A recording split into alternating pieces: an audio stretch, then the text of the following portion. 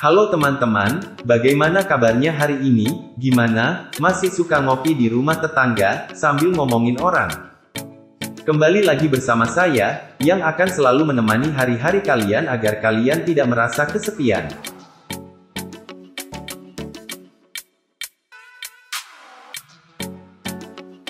Di video kali ini, saya akan memberikan sedikit ilmu pengetahuan, agar otak kita tidak terlalu kosong. Langsung saja pasang handsfree, simetriskan posisi rebahan, seruput kopi yang dalam, lalu saatnya bilang, mantap. Dalam dunia sains, semakin kita mengetahui banyak hal, semakin banyak pertanyaan yang muncul. Pertanyaan tersebut biasanya diawali dengan mengapa, dan bagaimana, karena penasaran dengan alasannya. Sikap ingin tahu ini baik untuk dikembangkan. Anak-anak yang selalu merasa penasaran dan ingin tahu terhadap suatu hal, merupakan ciri-ciri anak cerdas. Otak kita memang digunakan untuk mengolah dan memproses informasi, sehingga pengetahuan baru dapat ditemukan. Ini juga merupakan cara yang digunakan oleh ilmuwan dan peneliti. Mereka meneliti sesuatu, lalu mempertanyakan hal tersebut, dan menemukan jawabannya. Namun, tidak semua orang mengikuti hal-hal baru dalam sains, sehingga kebanyakan dari mereka tidak mengetahui faktanya. Nah, supaya bisa menambah informasimu, yuk, cari tahu fakta unik dunia sains yang jarang diketahui orang. 1. Apakah berbahaya jika kita tidak sengaja menelan permen karet? Permen karet dikatakan berbahaya jika tidak sengaja tertelan ke dalam saluran pencernaan. Banyak mitos yang berkembang bahwa permen karet tidak bisa dicerna oleh sistem pencernaan.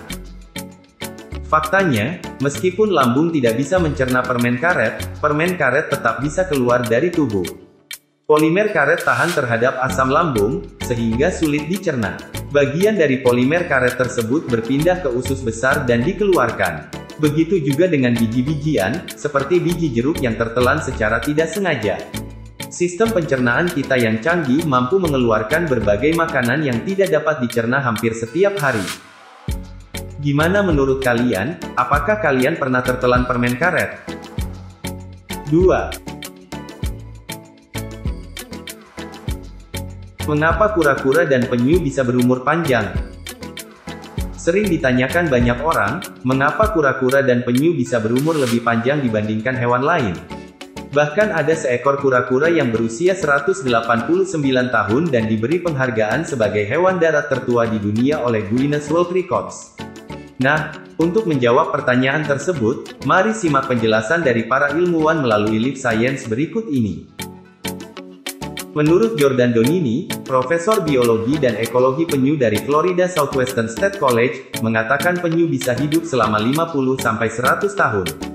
Menurut penelitian sains, DNA yang terdapat di dalam tubuh kura-kura dan penyu lebih tahan terhadap kerusakan. Sehingga mereka bisa hidup lebih lama dari hewan lainnya bahkan manusia. Kura-kura juga memiliki kemampuan untuk membunuh sel-sel yang rusak agar melindungi diri dari efek jangka panjang kerusakan sel. Kemampuan ini bernama apoptosis, yang bila dijelaskan secara sederhana berarti proses penghilangan sel-sel yang rusak oleh organisme tertentu. Inilah yang membuat kura-kura terhindar dari penyakit seperti kanker dan kerusakan sel yang mempercepat kematian.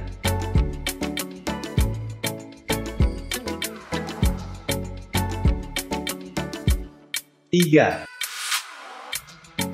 Mengapa rambut manusia berbeda-beda? Teman-teman pasti sering melihat perbedaan rambut pada manusia.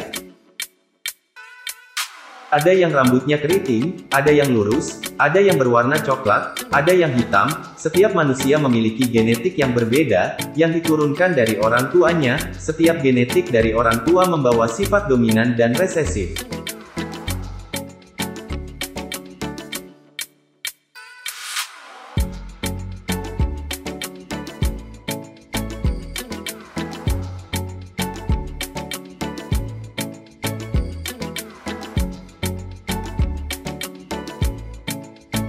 Empat.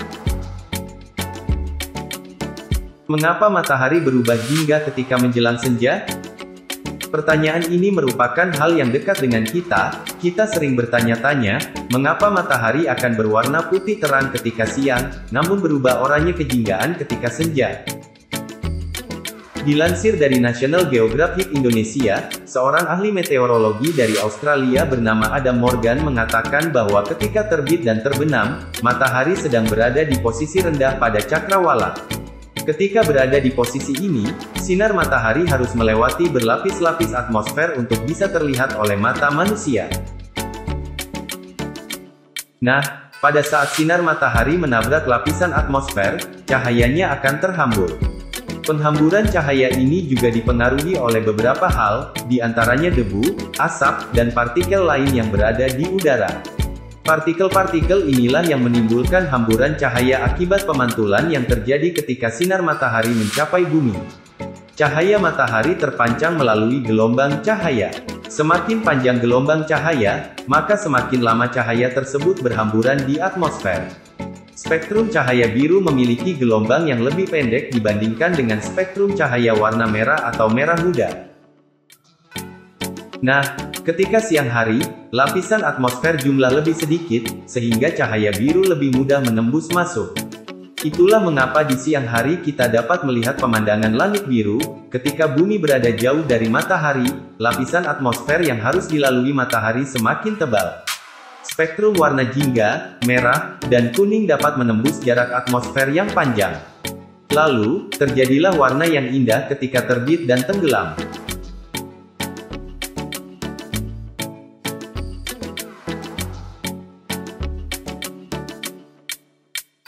Lima.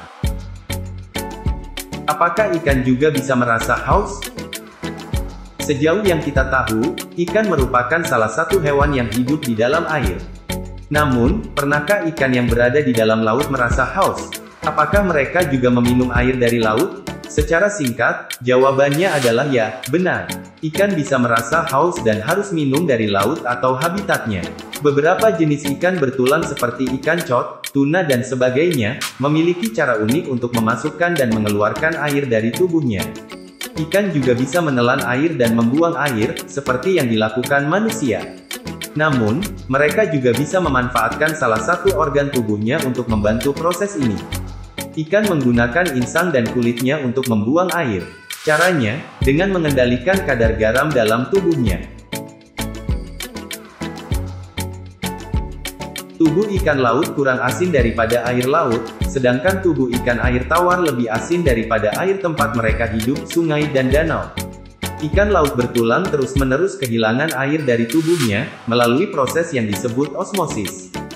Osmosis adalah pencampuran dua macam cairan melalui dinding sel atau selaput. Di dalam tubuh ikan laut, konsentrasi garamnya lebih rendah dibandingkan lingkungannya. Sehingga ia bisa kehilangan air di dalam tubuhnya. Oleh karena itu, ikan harus menghidrasi tubuh dengan minum.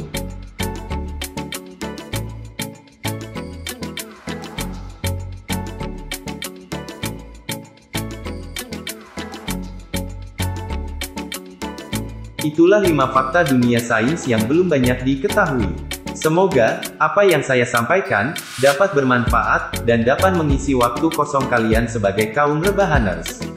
Saya dan seluruh jajaran tim Rozi Ranawan yang tersebar di seluruh penjuru desa, mengucapkan terima kasih. Urip ora usah dipikir nemen-nemen, jalani, nikmati, syukuri, insya Allah berkah.